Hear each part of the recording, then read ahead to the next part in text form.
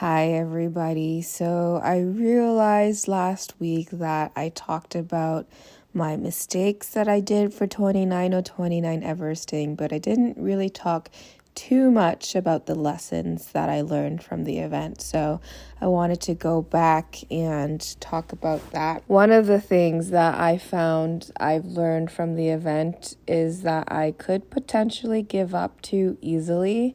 And I mean, you weren't there on the mountain at midnight and freezing your ass off, but if I had just pushed myself a little bit harder, I would have been able to finish. And I feel like I was probably at a growth edge at that moment where it just felt like I was so broken and I couldn't do anything else. But looking back at what happened, I think those are the moments where it's hard because sometimes, if you are at that growth edge and you push yourself too hard, it could lead to injury and damage.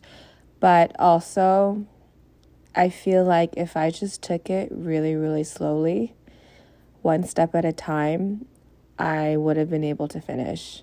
Looking back at the event and potentially going forward, when I get really, really uncomfortable and I feel like I want to give up, why do I want to give up? Is it my mental capacity? Is it my emotional capacity? Is it my physical capacity? What part of me is wanting to give up? And climbing the mountain was a lesson in itself because I think after the fourth or fifth climb, I hated every single one. I'm like, why am I doing this? I don't like this. I don't want to keep going. But as you probably know, I completed at least 11 climbs. So that meant that mentally, after the fourth or fifth, I was done. I didn't want to do anymore, but physically, I was still capable of doing it. So I'm wondering if in that moment when I gave up that night, if it was another mental barrier that I was just supposed to overcome, but I didn't. And looking back on it, I definitely feel like I have learned a lot more in failure than I would have in success, because if I was successful, I wouldn't be sitting here analyzing everything that went wrong. I would have just been like, hell yeah, I did it and it's done. And of course I did it. I'm so happy. I'm so proud of myself. But because that did not happen, I am critically analyzing everything that I did. I don't actually sit and reflect that often. So I think that it is very, very valuable for me that all of this happened in this way. And because I didn't finish this year, I am determined to go back next year and finish it. And that just means that I'm in for another year of training. And like I said in the second episode, this is all about the training. The event is only the last 5%. The training and the journey is the 95% leading up to that last single day. Without the 95%, the event itself would be unsuccessful. And like I said, it is training to become the person that I want to be. I want to be the person that enjoys hikes, that loves to go to the gym every day, that is consistently working out on my physical strength and cardiovascular ability. I want to be that person. And by committing to another 29 event next year, I am committing to the training plan, and I am committing to continuing on this journey and getting it done and bettering myself. And like I said, going into this event, I am excited to do the training, and I can't wait. I can't wait to go back on that mountain, actually. I've been getting comments from people, and people message me and talk to me if I see them in person lately, and they're telling me how inspirational I am, and they can't believe that I'm doing all this stuff, and it's so cool, it's so inspirational, and how does it feel? Honestly, it doesn't feel like anything to me. It just feels like another day has gone by. it doesn't feel that spectacular that the 29 event happened. I guess I'm just reiterating what I said before, is that it was never about the event. It was about the training that I had to do to become the person that I wanted to be. And that person that I wanted to be was the kind of person that would finish this event. So when people are telling me it's inspirational, I don't really know how to respond to that. I don't feel inspirational. And maybe it's important that I say this because maybe you don't feel inspirational, but somebody's watching you and somebody's making note of what you're doing. Because I know when I saw other people on the mountain and they looked older than me or they looked less fit than me, I was like, this person is giving it their all and they're trying their hardest and they can do it. And if they can do it, then I can do it. And that's a part of the reason why I think it's so important to share our journeys online.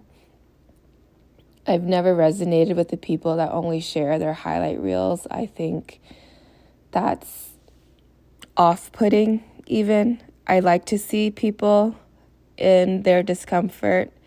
I want to see the process. I love seeing works in process of, people making art, or even before and after training videos, transformation pictures. I want to see the work and I want to see how hard it was. And I want to know that it was hard for you too, basically. And because that part is so important to me, I think that's why I share my struggle, just so that I hope that someone can relate to me and feel a little bit less alone, because I know that I used to feel really crazy, feeling like I was the only one that struggled with anything and that I sucked and I wouldn't never get better. But because I started following some fitness influencers, I guess, that would show their transformation journey, show where they came from, show how they did it, and show their process, it slowly led me to believe that I could do the same. And it took a long time for me to finally truly believe that I could do the same. But after a while of being inundated with these types of messages, because I don't follow any negative people on social media, I don't follow influencers that are only trying to show off their bodies. I'm following people that are healthy for my mindset. I'm following real people that show their real struggle. And I'm not following anything that I'm going to compare myself to, basically, in a jealous type manner. I'm following entrepreneurs that I look up to and I kind of get jealous of their success, but that kind of makes me feel like I can do it too, because the type of entrepreneurs that I follow also talk about their struggles. They also talk about their journey and their process. And then they show their wins. And when you see both, it's more impactful because you know the process that it took for them to get to where they are. And seeing the process makes you believe that you could also have the win. So I like to share both. I want to share the struggles and I want to share the wins. And I'm not sure if this podcast is flowing because I'm kind of just closing my eyes and talking. But that's basically the whole premise of my brand, I guess, is authenticity and real life and struggle, and then really, really celebrating the wins because they were worth it and they were worked for really hard. Speaking of wins, I'm really excited about what's happening in my world right now. I don't want to make any announcements. Actually, one announcement was just made. I'm a panelist for a local event called Empower Her, hosted at Valero Wellness.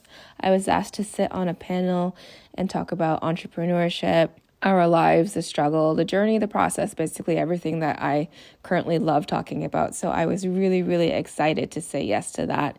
And that event is going to be on September 9th at Valero Wellness. So if you're local to Windsor, Ontario, and you want to get a ticket, I'm hosting a giveaway on my Instagram right now. So check out my Instagram at Tinas_arena_. And you can drop a comment on my post and win my ticket to go to the event. Otherwise, I really feel like life is so funny. There's no other choice than to keep growing, because I don't want to feel stagnant in my life. I don't want to feel like I don't have any growth. And so although growth is extremely uncomfortable, I think it's probably more uncomfortable to stay stagnant and feel like I'm falling behind, or feel like I'm living a life that was not meant for me, or that I'm not reaching my full potential. So everything is difficult, everything kind of sucks, everything is uncomfortable. But would I rather be uncomfortable sitting at home dreaming about this future that I want for myself so bad, or would I rather be uncomfortable facing rejection and getting out there and going after my dreams? That's all that I have for you today, so I hope that this resonated with you. Make sure to let me know if it does, because it kind of feels like I'm talking into thin air. Actually, I am talking into thin air, but it also kind of feels like no one's listening, which it's okay if there isn't. I'm just practicing and talking for myself. It doesn't matter either way. But if you do have a comment for me, I would really love to hear it. So I would appreciate it if you did reach out to me. Tinas_arena_ on Instagram, or tinasarena.com. I hope you are all having a beautiful, lovely evening, which is when I'm recording this, and have a blast tomorrow. Have fun. Get uncomfortable. Get dirty. Grow. Good night.